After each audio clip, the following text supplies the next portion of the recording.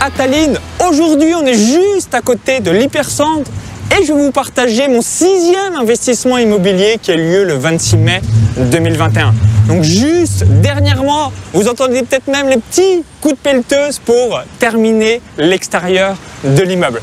Donc cet immeuble est à proximité du centre commercial Virukeskus ou encore du centre d'affaires ou encore du quartier historique. Les différents appartements de cet immeuble sont destinés à des jeunes actifs aisés, des hommes ou des femmes d'affaires ou encore différents touristes. Donc c'est pour cette raison que je réalise de la location courte durée vis-à-vis de cet investissement immobilier.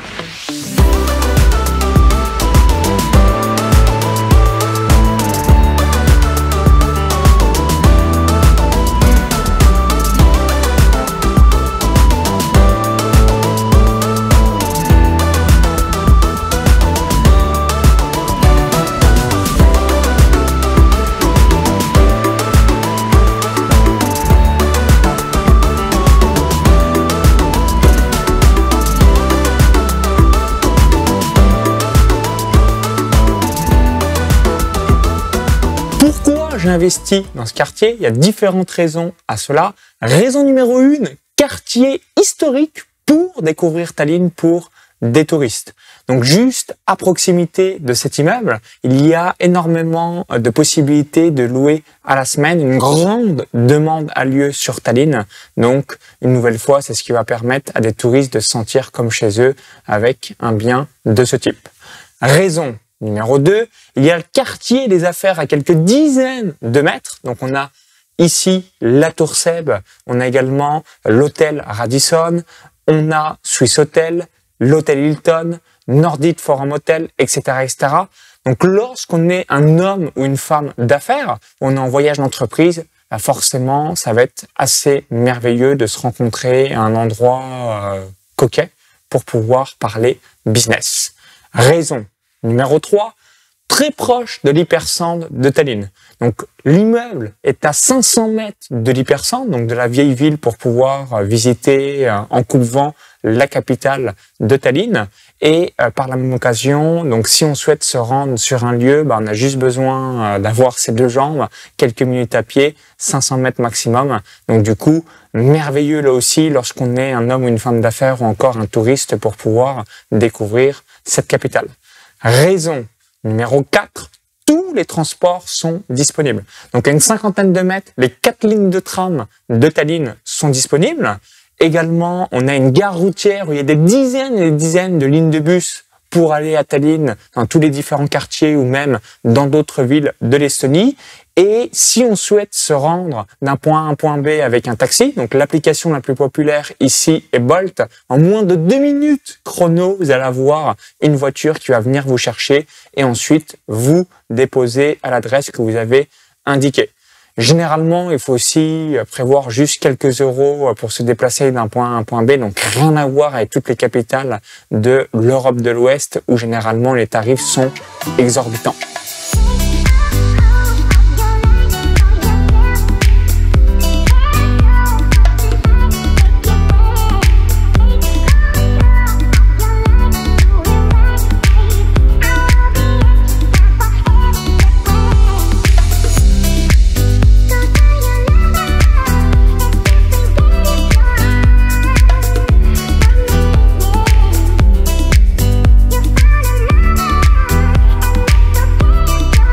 Bienvenue à l'intérieur de l'appartement. Donc comme vous pouvez le voir, à l'intérieur de la salle de bain, on a une douche, un WC et également une machine à laver et quelques accessoires de rangement pour pouvoir être comme chez soi.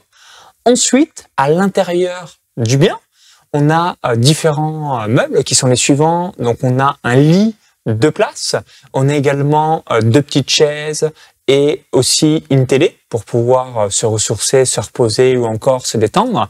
On a une petite kitchenette où on a plaque électrique, les placards de rangement, un four, un micro-ondes, donc pour pouvoir se faire à manger si on le désire. Maintenant, concernant l'acquisition du bien, donc il a été réalisé en plusieurs étapes.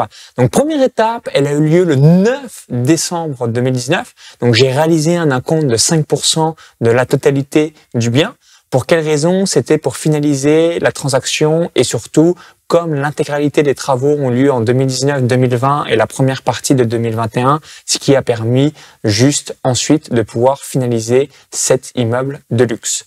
La deuxième partie de l'opération a eu lieu le 26 mai 2021, donc quasiment un an et demi après.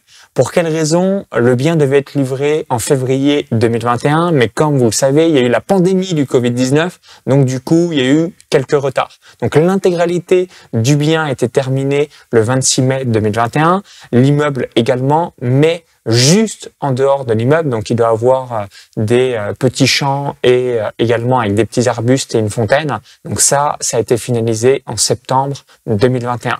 Maintenant, à l'intérieur de l'appartement, il faut toujours compter, comme je l'ai évoqué aussi dans d'autres vlogs, 45 jours pour l'ameublement. Donc pour obtenir l'intégralité de l'ameublement, 26 mai 2021 plus 45 jours, pour faire simple, 15 juillet 2021.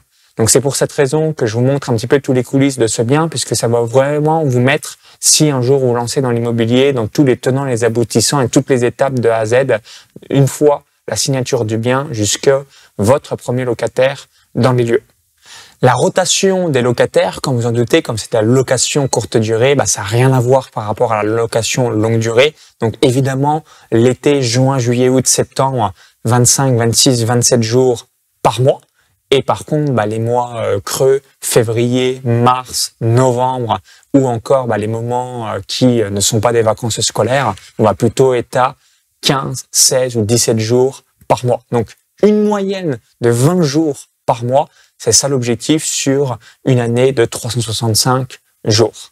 Dès à présent, parlons chiffres. Donc, j'ai pris toutes les notes sur mon MacBook Pro pour que vous ayez un aperçu global de tout ce que j'ai payé. Donc, comme à chaque fois, les différents paramètres. Paramètre numéro 1, les coûts d'acquisition. Paramètre numéro 2, l'ameublement. Paramètre numéro 3, les revenus locatifs. Et paramètre numéro 4, les différentes charges. Donc, paramètre numéro 1, les coûts d'acquisition. Donc, le prix d'achat de ce bien immobilier était de 144 200 €. À cela s'ajoute 727 € de frais de notaire, 0,5% du prix du bien. C'est généralement la fourchette à quelques euros près qu'il faut toujours prendre en compte lorsque vous achetez un bien immobilier ici. Concernant le timbre fiscal, donc l'argent que vous donnez à l'État estonien pour que ça soit à votre nom officiellement et que tout soit enregistré dans les cadastres, j'ai payé 165 €.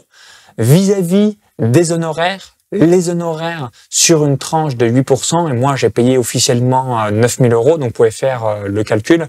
Pour ma part, j'ai payé 9 000 € d'honoraires vis-à-vis de ce bien pour que tout soit fait sans ma présence.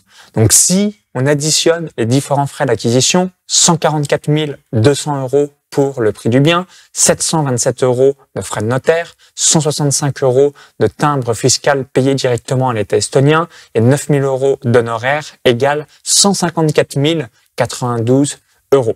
Maintenant, concernant le deuxième paramètre, l'aménagement.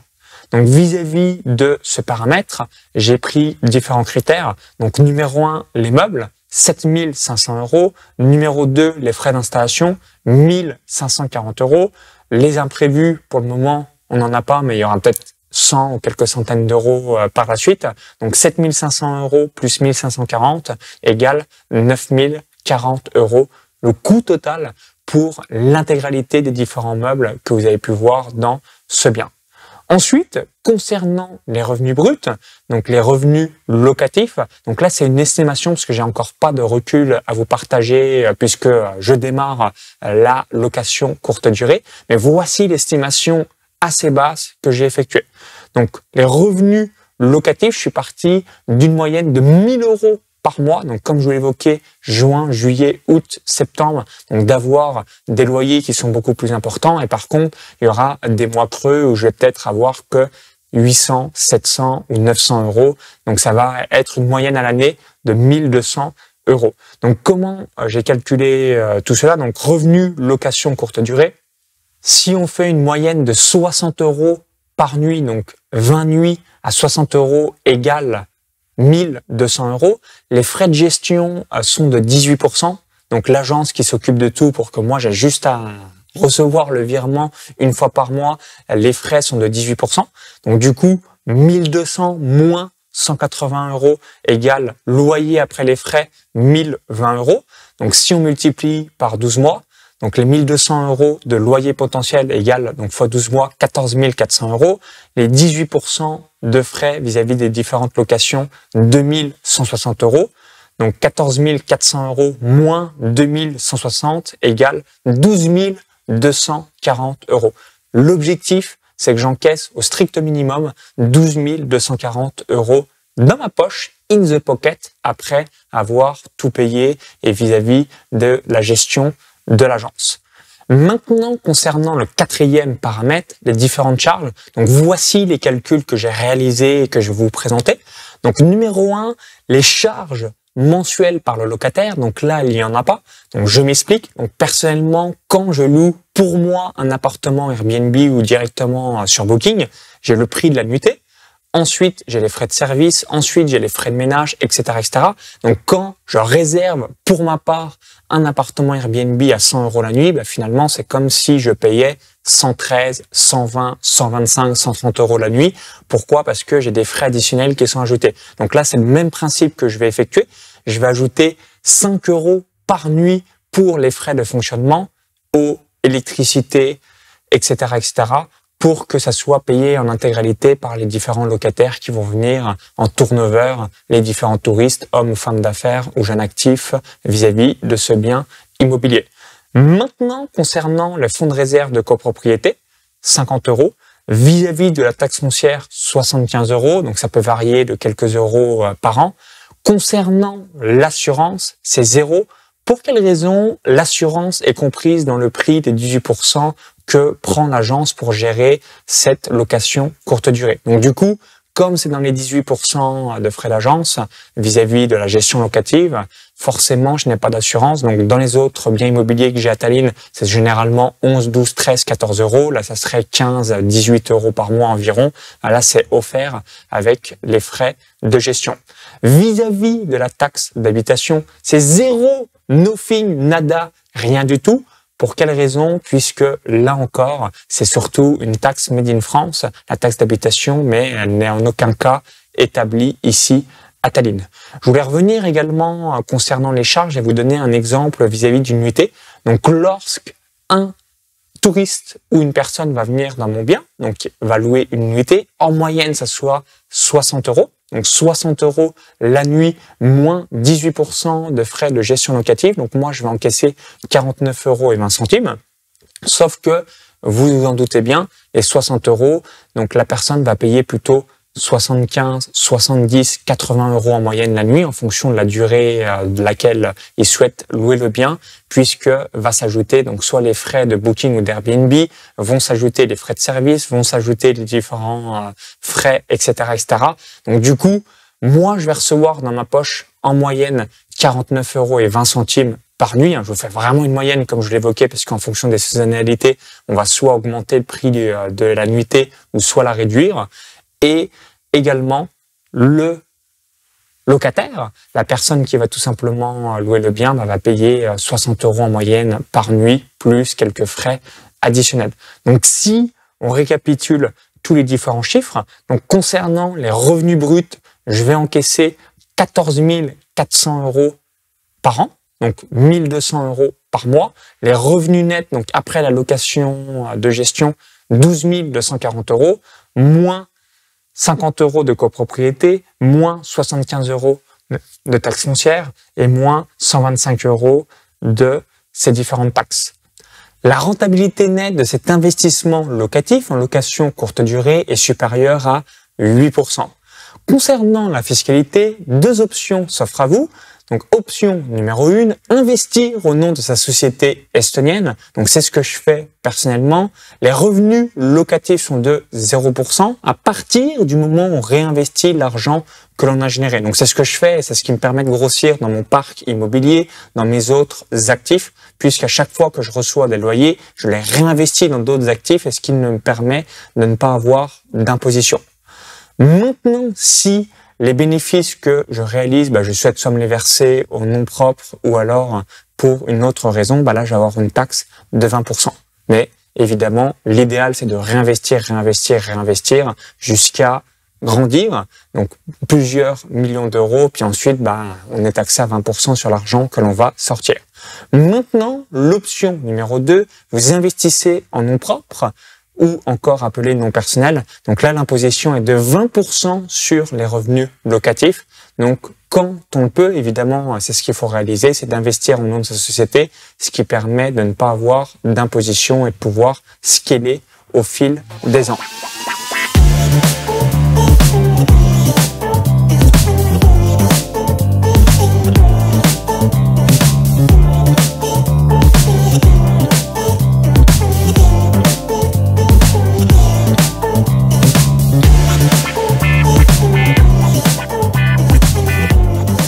Et vous, réalisez-vous de la location courte durée dans vos investissements immobiliers, que ce soit en France ou à l'étranger? Dites-le moi dans les commentaires juste en dessous, cela me permettra de lire votre retour d'expérience. Au plaisir de lire votre message, à très vite pour de nouveaux investissements et surtout, vive les revenus passifs. Bye bye!